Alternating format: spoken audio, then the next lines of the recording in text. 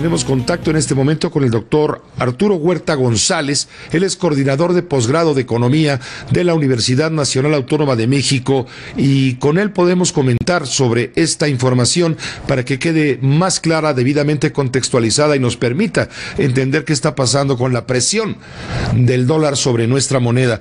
Doctor, ¿qué tal? Muy buenas noches. José Cárdenas, buenas noches a ti y al auditorio. Arturo, al contrario, ¿qué está pasando con el precio del dólar? ¿Qué tiene que ver esto que acabamos de comentar? Mira, justo esta gran entrada de capitales que el país tenía, donde en el mes de agosto de 2014 la inversión extranjera en la bolsa eran 181.500 millones de dólares, como lo acabas de decir, y actualmente solamente quedan 127.972. Es decir, el momento en el cual ese capital deja de fluir y sale, pues demanda dólares, y al demandar dólares aumenta el precio del dólar. Y entonces de ahí que la paridad cambiaria se ha venido cambiando drásticamente. Fíjate, en febrero 10 del año pasado, la paridad estaba a 14.80, el día de hoy 19.17. Entonces ya traemos en un año una devaluación de 29.5%, que es justo el equivalente a la salida de capitales de 29.5% de la bolsa en el lapso de 15 meses.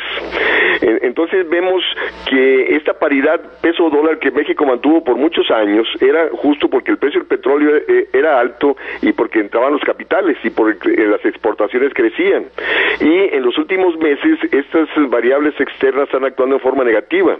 Está la drástica caída internacional del precio del petróleo, que en junio de 2014 estaba a $100 y el día de hoy cerró a $22.84 la mezcla mexicana, el precio del barril. Entonces esta caída del precio del petróleo, esta menor entrada de capitales, esta salida de capitales y caída de exportaciones, por lógico, están evidenciando que México no tiene condiciones internas para mantener la estabilidad peso-dólar. Si no, esa estabilidad peso-dólar se mantenía por variables externas, las cuales están actuando en forma negativa y seguirán, José Cárdenas, actuando en forma negativa en los próximos meses. Arturo Huerta González, pero entonces está fallando la estrategia ¿me quieres decir que está fallando la estrategia del Banco de México de subastar dólares para reducir la presión sobre nuestra moneda? Mira, Pepe, la cuestión es de que esta gente no tiene memoria histórica. O sea, acordémonos en el discurso de López Portillo en el 82, donde dijo defendería el peso como perro, se endeudó 20.000 millones de dólares para satisfacer la demanda especulativa por dólares, nos saquearon, caímos en una crisis de proporciones. Entonces, el señor Carter está haciendo lo mismo, o sea, está utilizando las reservas internacionales para satisfacer esta demanda especulativa, que ya se han ido más de 26.000 millones de dólares en los últimos meses. Y ahí está, en la bolsa, en los 15 meses han salido 53.600 millones de dólares, y esto va a seguir, porque el contexto de incertidumbre internacional y nacional sigue. O sea, China no va a repuntar al crecimiento arriba del 10% como venía teniendo en los últimos 30 años, y por lo tanto seguirá el precio bajo de las materias primas y del petróleo. Hay un exceso de oferta de producción de petróleo por parte de Estados Unidos, por parte de Arabia Saudita, y hay una caída de la demanda justo por la menor crecimiento económico que se está dando a nivel mundial, y luego nuestro país, Pepe, le sigue apostando el crecimiento hacia afuera.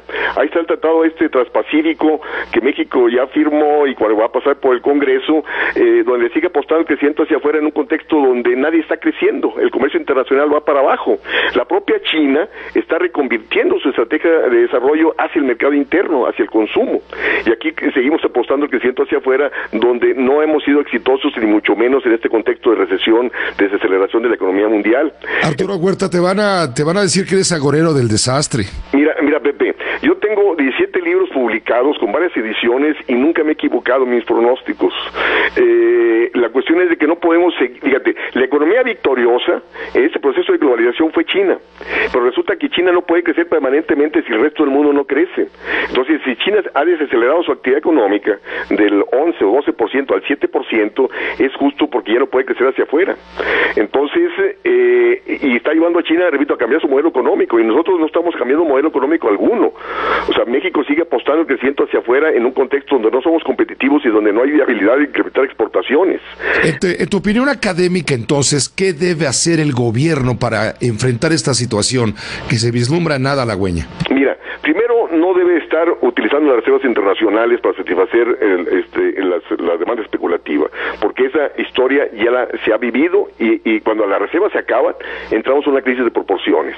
El gobierno mete control de cambios cuando ya no tenemos reservas internacionales. Mira, si esos 26,000 millones de dólares que vinieron las reservas internacionales el año pasado, si hubieran invertido en desarrollar la agricultura, en desarrollar el sector industrial, eso fortalecería la economía nacional. El año pasado, Pepe, este país importó 400,000 millones de dólares. Podemos crecer vía sustitución de importaciones, producir internamente los bienes que compramos del exterior, y eso es lo que fortalece la economía, porque Hacienda está respondiendo disminuyendo el gasto para supuestamente lograr los equilibrios macroeconómicos. Oye, olvídate de los equilibrios macroeconómicos. Tenemos déficit fiscal, déficit del sector externo, y no es contrayendo la actividad económica que vas a lograr esos equilibrios. Logras esos equilibrios creciendo, desarrollando la esfera productiva, que no pasa por la mente de estos señores que son los que toman las decisiones. Bueno, pues es un panorama terrible que estaba contestando, respondiendo a lo que ha hecho hasta ahora el gobierno para enfrentar esta crisis atribuida insistentemente a factores coyunturales provenientes del mercado internacional. Mira, Pepe, aquí la cuestión es la siguiente. Siempre nos dicen que la crisis viene de fuera. La cuestión es de que el modelo económico nos ha llevado a depender de las variables externas. Nos ha llevado a depender del precio del petróleo, de las exportaciones y la entrada de capitales. ¿Por qué? Porque la economía mexicana no tiene condiciones internas de crecimiento. Hoy día tenemos menos industria de la que teníamos en el 80, tenemos menos sector primario del que teníamos en el 80, y por lo tanto estamos en una situación de alta fragilidad y vulnerabilidad.